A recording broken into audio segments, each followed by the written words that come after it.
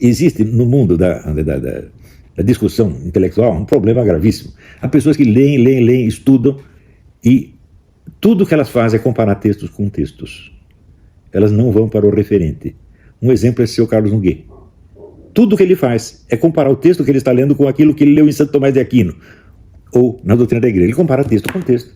E daí conclui, isso aqui é ortodoxo ou é heterodoxo. Mas acontece o seguinte, uma coisa é ortodoxa ou heterodoxa, ela é correta ou ela é herética, não pela sua fórmula verbal, mas pela referência a algo do mundo externo. Mas acontece que na cabeça de um sujeito como Nogueira, que é puramente verbal, não há essa referência. Ele não é capaz de descrever um único fato do mundo real. Ele só se move no mundo dos textos, só se move no mundo do discurso.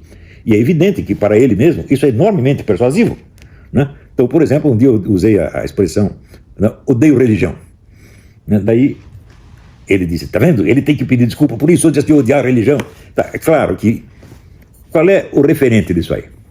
O referente é um conjunto de fenômenos que na sociedade brasileira atual e real leva o nome de religião, né? E não a religião interpretada no seu sentido idealístico mais perfeito. Então, para o católico, fiel católico, o que é a religião? A religião é, o catolicismo é a religião revelada por nosso Senhor Jesus Cristo. Agora, se eu falo a palavra religião, não nesse contexto, não no contexto doutrinal, mas no contexto social, eu estou me referindo a milhares de coisas que levam o nome de religião e que pretendem ser respeitáveis porque se recobrem dessa palavra. Você pode até fazer a religião do Satanás, aqui nos Estados Unidos não tem, tem a religião do Satanás, é uma religião oficialmente existente, você tem que respeitar. Qualquer pessoa que leia normalmente, isto é, com uma referência de fundo ao referente, entende o que eu estou dizendo. Mas o Carlos Nogueira não entende, porque para ele só existe signo e significado. Então, se você diz que você odeia a religião, a palavra religião significa substantivamente o fenômeno religião na sua realidade. Vocês estão entendendo? Acontece que no Brasil hoje são milhares de pessoas que leem assim, vivem num mundo exclusivamente verbal. Não têm a capacidade de examinar o fato, a coisa, e fazer a transmutação. Essa transmutação, vamos dizer, da experiência sensível, real, em palavras, é uma das coisas mais difíceis que existem no mundo. Por que nós admiramos os poetas, os grandes escritores? Porque eles sabem fazer isto. As outras pessoas só sabem expressar em palavras o que já foi expresso em palavras. Eles leem o texto, copiam o texto, adaptam o texto para outra situação, mas não tem aquela, vamos dizer, vivência real da coisa concreta, transformada em palavra. Isto é próprio dos poetas, dos grandes escritores, só eles sabem fazer isso. E cá entre nós, eu sou excelente escritor, eu sei fazer isso. Eu sei pegar coisas que todo mundo está vendo e ninguém consegue dizer, e eu consigo dizer. A função do escritor é isso, dizer o que os outros não conseguem dizer. Agora, me mostre uma única coisa do mundo real que seu Nogueira tem observado e expressado. Não tem nenhuma, só tem texto, comparação de texto com texto.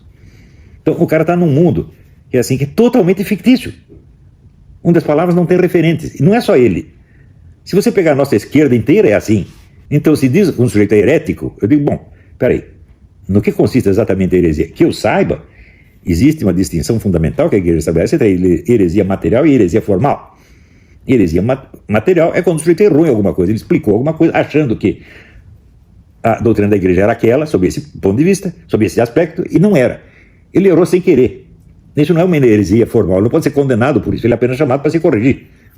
Agora, quando a heresia formal, quer dizer, ele quis desmentir a igreja, ele quis propositadamente vender como doutrina cristã algo que se opõe ao ensinamento da igreja. Isso é heresia. Ora, nem esta distinção tão óbvia, os nossos amigos, nossos fiscais da ortodoxia levam em conta, nem isto. Segundo, quando há, vamos dizer, um risco de heresia, a primeira coisa que o observador tem a obrigação de fazer é se dirigir pessoalmente ao suposto herege e conversar com ele para que ele expresse qual foi a sua real intenção. Ou seja, para você não tomar a fórmula verbal como se fosse definitiva. O cara pode ter dito uma coisa de um jeito, mas ele quis dizer uma outra coisa que você não entendeu na primeira. Eles não fazem isso, eles não têm essa precaução. Eles pegam o Olavo disso, odeia a religião, pronto, está feito. Ele toma a expressão verbal como se fosse uma referência substantiva, quando isso não é uma referência apenas um significado. O referente é outra coisa.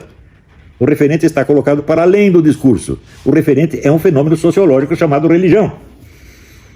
Agora, se ele acha que odiar a religião é tão bonito, é tão feio, então ele deve achar bonito amar a religião.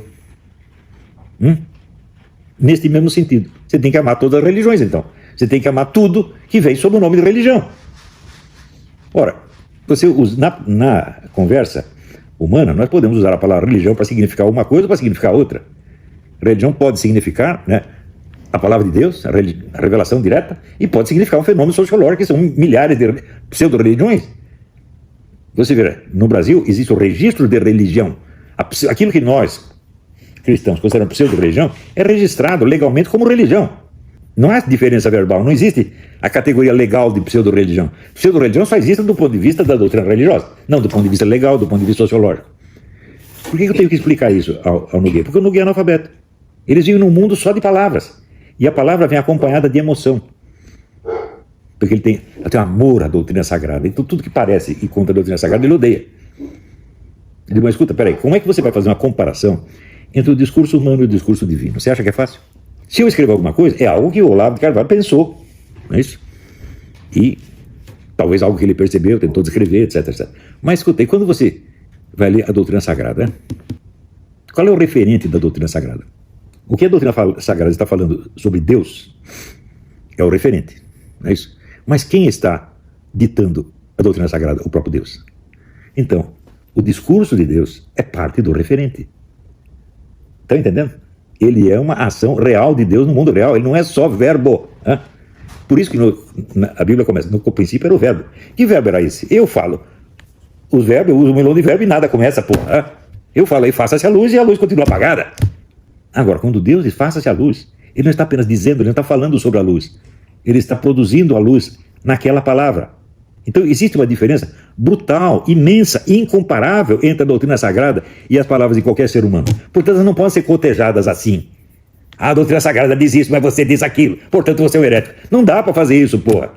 Primeiro você precisa ver qual é o referente que está sendo mencionado ali. E ter em conta a diferença do plano da situação de discurso, num caso e no outro. Estão entendendo?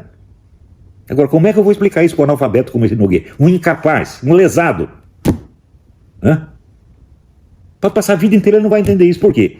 É um homem que se intoxicou só de leituras. E nunca, nunca na vida teve que examinar uma situação que não estivesse escrita. Ele nunca escreveu nada sobre algo que ele não tivesse lido. Hã? Sobre algo que ele tivesse observado. Nunca teve que pegar uma situação da vida real e transmutar em palavra. Não, ele transforma palavra em palavra, verbo em verbo, expressão verbal em expressão verbal. E vive disto. E no Brasil isso engana as pessoas, porque aqui o verbalismo nacional é uma coisa já observada. Você vê James Bryce, que foi embaixador da Inglaterra, ele observou no livro, né, que no Brasil as palavras valem mais do que as coisas. Por exemplo, se eu estou aqui, eu te digo vaca, eu te dou a definição de vaca, e mesmo assim, bom, você entendeu a definição, isso quer dizer que ele sabe o que é uma vaca? A experiência real, por exemplo, né, a expressão com que você vê uma coisa. Eu ouço, por exemplo, o Nogueira falando, eu sei que ele é um entojado, que ele é totalmente falso, que tudo aquilo é fictício. Né? Mas como é que eu fiz isso? Só pela palavra dele ou porque eu vi a expressão dele? Porque eu ouvi a voz dele. Né? E sei que a voz dele é imensamente diferente da minha. Porque eu falo com vocês do mesmo jeito que eu falo na minha casa, com a minha família, com os meus netinhos. E ele não. Ele assume uma pose e tem uma voz impostada, especial, para mostrar que ele é a palavra de Deus falando, ele é a autoridade da igreja. Então, eu vejo isso, eu percebo que é uma palhaçada. E percebo que o cara faz isso porque ele é um fracassado na vida, que no fim da vida decidiu buscar alguma compensação, fingindo para um grupo de moleques ignorantes que ele é um filósofo de importância universal, e tem idiota que acredita. E o que ele faz? Ele pega o texto da doutrina sagrada e compara com o texto do Olavo de Carvalho. E tira lá a conclusão que ele quer. Não precisa passar pelo referente, ele não precisa saber do que eu estou falando. Ele só se interessa pelo que. Porque isso é todo o universo dele. Não é à toa que esse cara começou a vida escrevendo um livro de gramática. Eu ainda vou fazer mais análise de gente assim, vocês vão ver. Isto é a base da vigarice. Isso é o fundamento de praticamente toda a vigarice. Esse oficial da PM que foi morto lá na Bahia, tá aqui, o Bolsonaro está envolvido. Qual é a prova? A prova é que o Bolsonaro condecorou o cara em 2005. Qual é o referente? Qual é a ligação efetiva do Bolsonaro com a morte do cara? Não tem, não precisa. Porque você falou isso, a suspeita está lançada no ar. E daí vigora aquela máxima do Talleyrand. Calunia, alguma coisa sempre vai acabar grudando. Alguma coisa. Qual coisa? Qual coisa? Não interessa. Qualquer uma. Quer dizer, de 1 milhão de acusações que faz, 2 ou 3 vão pegar. E as outras? As outras passaram, o pessoal já esqueceu. Então é assim. A técnica que o PT usa contra o Bolsonaro é a mesma que esse canalha desse Nogueira usa contra mim. A mesmíssima. Só verborreia.